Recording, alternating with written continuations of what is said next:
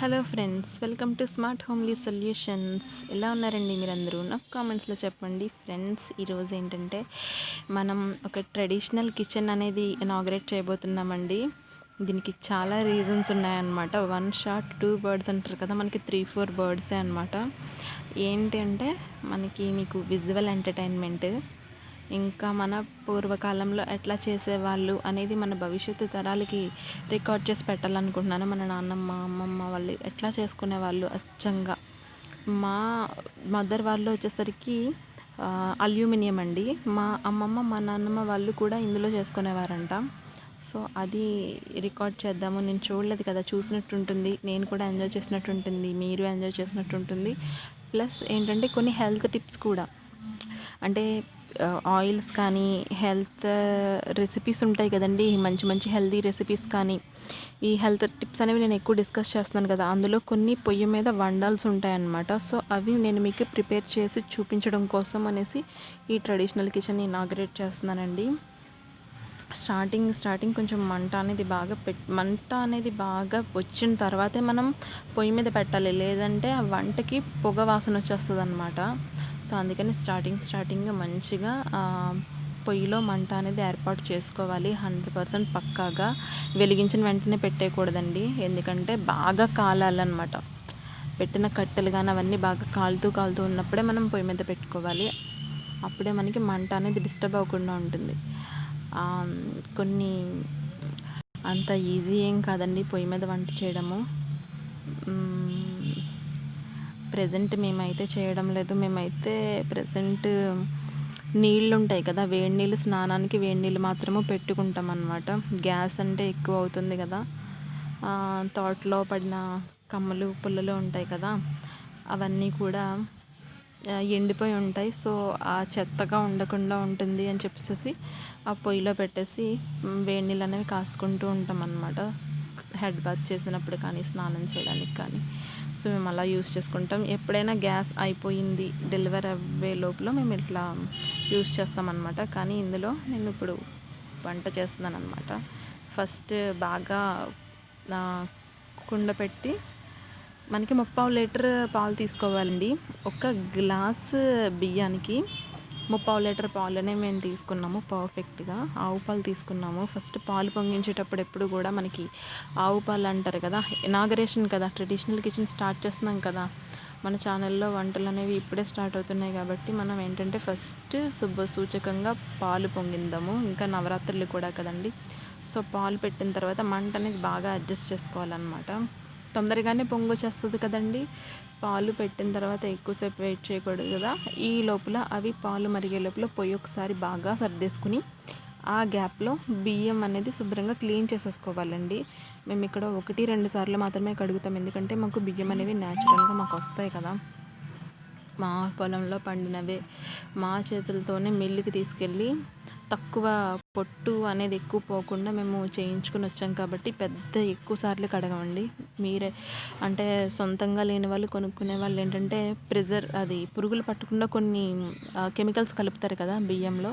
So అందుకని కొన్ని ఎక్కువ సార్లు కడుక్కుంటారేమో. మేమైతే ఒకసారి అట్లా కడుగుతాం అంతే. ఇంకా అంతేనండి. బెనిఫిట్ మనం చేయించుకుంటే అది మన బెనిఫిట్ అనమాట. మీకు కావాలంటే కూడా మీరు డైరెక్ట్గా ఫార్మర్స్ దగ్గర పర్చేస్ పంట వచ్చిన టైంలో పర్చేస్ చేసుకుంటే మీకు రైస్ సంవత్సరానికి సరిపడగా తక్కువ కాస్ట్ పడుతుంది. సో క్లీన్ చేసుకునేటప్పుడు పెద్ద ప్రాసెస్ ఉండదండి. కుదిరితే ట్రై చేయండి అట్లా కొనుక్కోవడానికి మీకు.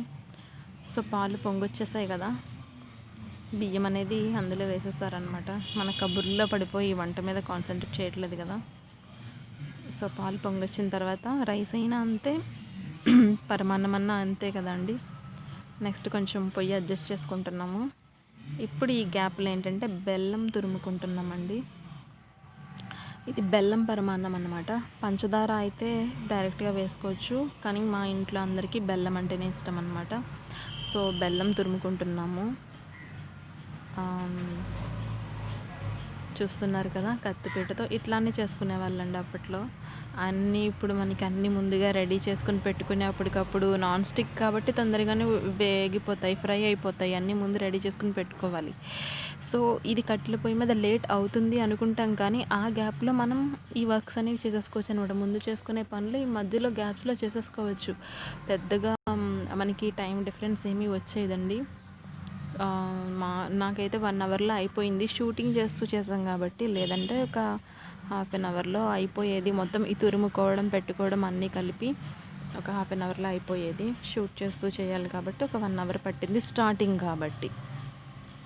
ఇక క్వాలిటీ విషయానికి వస్తే నా దగ్గర చాలా చిన్న కెమెరా అండి, చిన్న మొబైల్, 5000 రూపీస్ మొబైల్ అంతే, చాలా చిన్నది.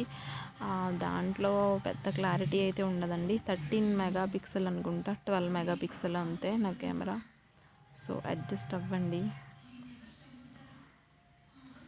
సో ఆ విధంగా తురుముకుంటూ మధ్యలో పొయ్యి ఆరిపోకుండా కొంచెం కొంచెం అడ్జస్ట్ చేసుకోవాలి. మన పొయ్యి బాగానే వెలుగుతుంది, చూసారు కదా ఎంత బాగా మండుతుందో. అబ్బా చలికాలం, అక్కడికి వెళ్ళి కూర్చుంటే చలి కాచుకుంటే చాలా బాగుంటుందండి. రోజు మార్నింగ్ స్నానానికి నీళ్ళు పెట్టుకుంటాం కదా, స్నానం చలికాలం వేడి నీళ్ళు చేస్తాం కదా, కొంతసేపు నీళ్ళ పొయ్యి మీద పెట్టుకుని కొంతసేపు కూర్చుని బాగా ఎంజాయ్ చేస్తూ ఉంటాం మేము. నెక్స్ట్ మనకి ఒకసారి చూసేద్దాము, మరుగుతూ మరుగుతూ మరుగుతూ ఉంది. సో ఇప్పుడు ఏం చేద్దామంటే ఒక్కసారి కలబెట్టుకోవాలండి ఈ స్టేజ్లో. ఒక్కసారి హీట్ అడ్జస్ట్ అవుతుంది అనమాట. సో కింద వేడి ఉంటుంది, పైన అట్లా ఉండిపోకుండా పైకి కిందకి వేడి అనేది డిస్ట్రిబ్యూట్ అవ్వాలి కాబట్టి ఒకసారి కలుపుకోవాలి. అది అందరికీ తెలిసిన విషయమే.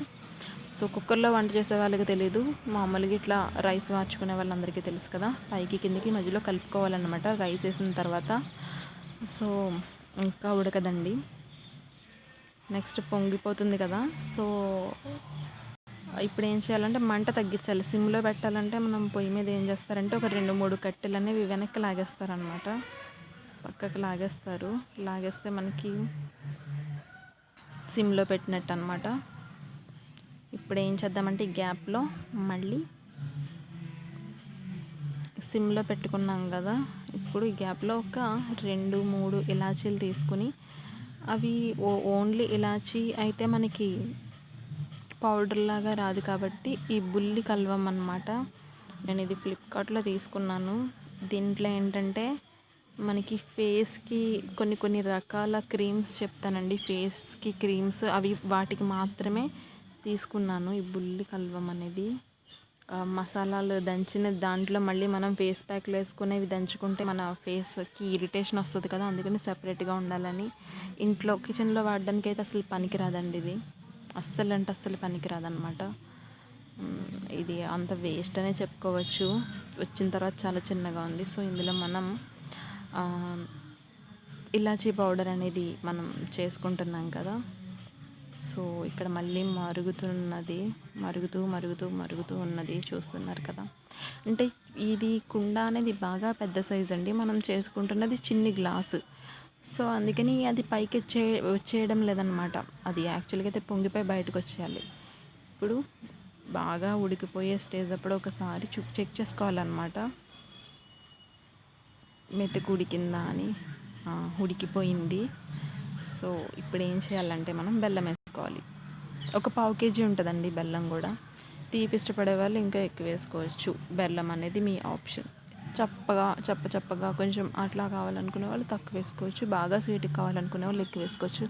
టోటల్గా అది మీ ఇష్టం. రఫ్గా అయితే 1/2 kg, దానికి కొంచెం ఎక్కువ కొంచెం తక్కువ, ఒక 50 grams ఎక్కువ 50 grams తక్కువ, మీ ఇష్టం అన్నమాట. సో చూస్తున్నారు కదండి, కరుగుతుంది. పంచదార అయితే కిందకి దించేసుకోవచ్చు అనమాట, కిందకి దించుకుని కలుపుకోవచ్చు. బెల్లం కదా, సో కరగదు, అందుకని పొయ్యి మీద ఉంచాలన్నమాట కరిగేంత వరకు. ఈ గ్యాప్లో ఏంటంటే మనం దంచి పెట్టుకున్న ఇలాచీ పౌడర్ కూడా యాడ్ చేసేసుకుంటున్నాం అన్నమాట. చూడండి, ఆ కల్వంతోనే డైరెక్ట్గా యాడ్ చేసేసుకుంటున్నాము. ఇక మళ్ళీ సపరేట్ ప్లేట్లోకి తీయడం ఎందుకు, వేస్ట్ కదా టైం. సో యాడ్ చేసేసుకుంటున్నాము. సో బెల్లం బాగా కరిగిన తర్వాత దించేసుకోవడమండి. ఇక్కడే ఒక చిన్న సీక్రెట్ ఇంగ్రీడియంట్ ఉందన్నమాట. ఇది కంపల్సరీ చేయండి పరమాన్నం చేసినప్పుడు. అది ఏంటంటే కల్లుప్పు. 1-2 కళ్ళు మాత్రమే వేశారు. మీరు చిటికెడు సాల్ట్ వేసుకోండి. ఈ కళ్ళు ఉప్పు లేని వాళ్ళు చిటికెడు సాల్ట్, అంతే అయిపోయింది. ఇప్పుడు దించేసుకుంటున్నాము. ఇప్పుడు ఏం చేయాలి అని అంటే డ్రై ఫ్రూట్స్ ఫ్రై చేసి అందులో వేసుకోవాలి కదా.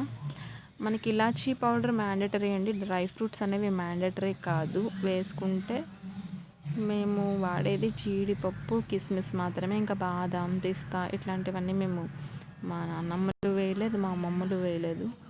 సో అందుకని నేను జీడిపప్పు మాత్రమే యాడ్ చేసుకుంటున్నాం అన్నమాట. కొంచెం ఫ్లేవర్ బాగుంటుంది కదా. కొన్నిసార్లు అయితే జీడిపప్పు ఉండదు కదా ఇంట్లో, మేము స్టోర్ ఉంచాం కదా జీడిపప్పు లాంటివి. సో ఎప్పుడు స్టోర్ అయితే ఉండదండి మా ఇంట్లో, వెంటనే తినేస్తాము. సో లేనప్పుడు ఏంటంటే ఇంకా అంతే, అదే తింటామన్నమాట. బాగుంటుంది. నెయ్యి మీకు ఎంత కావాలంటే అంత వేసుకోండి. మా ఇంట్లో కొంచెం ఫ్లేవర్ ఉంటే చాలు అనమాట, ఎక్కువగా తినము. ఫ్లేవర్ ఉంటే చాలు ఇందులోకి. మా టేస్ట్కి మీకు ఇంకా టేస్ట్ కావాలనుకుంటే ఎంత ఎక్కువైనా వేసుకోవచ్చు అనమాట. సో 2 స్పూన్స్ వేసుకున్నాం మేము. జీడిపప్పు ఏంటంటే కొంచెం సాగుతూ ఉందన్నమాట. ప్రజెంట్ వర్షాలు పడుతున్నాయి కదా, ఫ్రెష్ జీడిపప్పు ఎండబెట్టలేదన్నమాట వాళ్ళు. ఫ్రెష్గా మొన్న వచ్చిన ఆ జీడిపప్పు కాయల పిక్కల నుంచి తీసారు, కానీ ఎండబెట్టలేదు అనుకుంటా. సాగుతూ ఉన్నాయి. బట్ చాలా టేస్టీగా ఉంది జీడిపప్పు అయితే, ఫ్రెష్ అనమాట. సో బట్ ఏంటంటే ఫ్రై అవ్వడం అనేది కొంచెం ఇబ్బంది పెట్టిందనమాట, స్లోగా అయ్యింది. బట్ చాలా బాగా వచ్చింది, టేస్ట్ అయితే చాలా బాగుంది, చాలా ఫ్లేవర్ ఇచ్చింది. అండ్ అయిపోయిందండి మన ఇనాగరేషన్ అనేది చాలా సక్సెస్ఫుల్గా, చాలా సింపుల్గా అయిపోయింది. బట్ కొంచెం షేక్ అవుతుందండి, ఎందుకంటే నాకు పెద్ద అలవాట్లేదు. ఇదే ఫస్ట్ వీడియో, అంతా ఫస్ట్ ఒక టైం గ్యాప్లో చేశాం కాబట్టి కొంచెం అడ్జస్ట్ అవ్వండి. నెక్స్ట్ ఏంటంటే మనకి చూసారు కదా ఎంత బాగుందో, టేస్ట్ కూడా ప్రసాదం కదా, చాలా అంటే చాలా బాగా వచ్చిందండి. నెక్స్ట్ మనకి దీనికి మరింత టేస్ట్ని యాడ్ చేసేది ఏంటంటే మట్టి కుండ వల్ల చాలా టేస్టీగా ఉందండి. మేము ఎప్పుడు చేసుకునే దానికంటే ఇంకా టేస్టీగా ఉండాలంటే అరిటాకులో వడ్డించుకోవాలి, పాయసం కానీ ఇవి కానీ. సో ఈ పరమాన్నం, ఈ అరిటాకు మరింత టేస్ట్ యాడ్ చేసుకోవాలి అని అనుకుంటే మనకి ఈ అరిటాకు అన్నమాట, సూపర్ ఫ్లేవర్ వస్తుంది అన్నమాట. సో చూస్తున్నారు కదా,